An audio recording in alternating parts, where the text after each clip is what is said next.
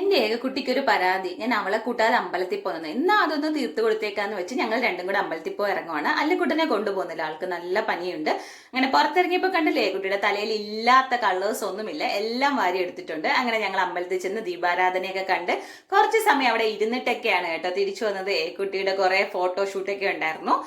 അത് കഴിഞ്ഞിട്ട് നമ്മൾ നേരെ പോയത് ഒരു ബേക്കറിയിലേക്കാണ്. കാരണം കുട്ടിക്ക് ഭയങ്കരമായിട്ട് ക്ഷീണിച്ചു കേട്ടോ. എൻ്റെ കൊച്ചിന് സഹിക്കാൻ വയ്യാത്ത ക്ഷീണം. പിന്നെ അതൊന്ന് തീർത്തു കൊടുക്കണമല്ലോ. അങ്ങനെ കടയിൽ പോയി കുറച്ച് ബേക്കറി ഐറ്റംസും ഐസ്ക്രീം ഒക്കെ വാങ്ങി അടുത്ത ട്രിപ്പ് എന്ന് പറഞ്ഞാൽ ഒരു ഫാൻസി സ്റ്റോറിൽ കയറണം.